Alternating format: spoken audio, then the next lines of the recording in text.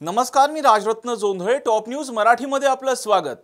ब्रह्मा कॉर्पचे संचालक विशाल अग्रवाल यांच्या अल्पवयीन मुलानं मद्यप्राशन करून भरधाव पोर्शे कार चालवत एका दुचाकीला जोरदार धडक दिली. या धडकेत 2 IT इंजिनियर्सचा जागीच मृत्यू झाला. या अपघातानंतर शहरात फोफावलेली पब संस्कृती आणि मद्यपी वाहन चालकांमुळे होणाऱ्या अपघातांचा प्रश्न हा ऐरणीवर आलाय. रविवारी पहाटे कल्याणी नगरमध्ये झालेल्या अपघातानंतर मद्यपी वाहन चालकांमुळे होणाऱ्या अपघातांचा प्रश्न हा पुन्हा एकदा चर्चेला आलाय.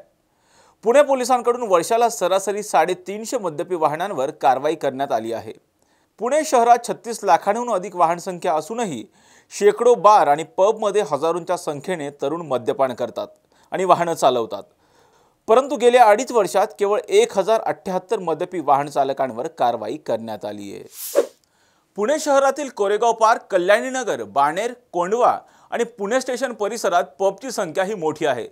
परंतु मागील 2.5 वर्षात पोलिसांनी मद्यपी वाहनांवर केलेल्या कारवाईचा आढावा घेतल्यानंतर निराशाजनक परिस्थिती दिसून येते.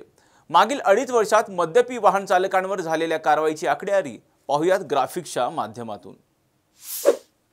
मागील 2.5 वर्षात मद्यपी वाहन चालकांवर झालेली कारवाई: 2022 मध्ये केवळ 37 मद्यपी वाहन चालकांवर कारवाई.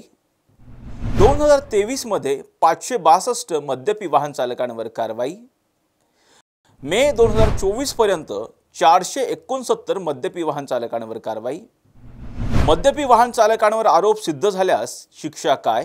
किरकोळ गुन्ह्यात कमाल शिक्षा 3 वर्षापर्यंत, गंभीर गुन्ह्यात 3 ते 7 वर्षे शिक्षा, भयानक स्वरूपाच्या गुन्ह्यात किमान शिक्षा 7 वर्ष किंवा त्याहून अधिक. पुणे शहरात 36 लाखांहून अधिक वाहन संख्या असूनही शेकडो तरुण बार आणि पबमध्ये हजारोंच्या संख्येने मद्यपान करतात आणि वाहनं चालवतात. परंतु 2.5 वर्षात केवळ 1078 वाहन चालकांवर कारवाई झाल्यानं हा चर्चेचा विषय पुण्यात बनला आहे. अशाच महत्त्वपूर्ण बातम्यांसाठी पाहत राहा टॉप न्यूज मराठी. आपला महाराष्ट्र, आपली बातमी.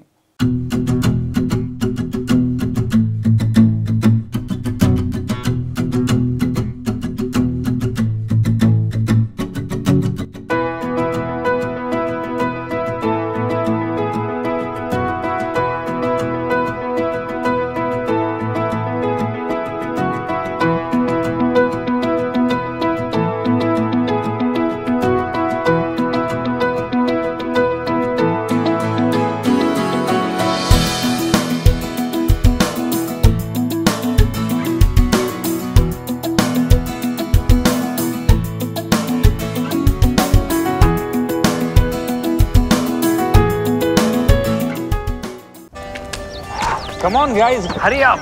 अरे सुन ना, एक ब्रेक ले लेते हैं. Guys, I'm telling you, तुम लोगों को सही से ट्रैकिंग नहीं आता. But that's okay, you can learn. रोज का ढक्कन देना. तो ये रेड वाला है, सही वाला देना. अबे ढक्कन, पहले तो सही पानी पीना.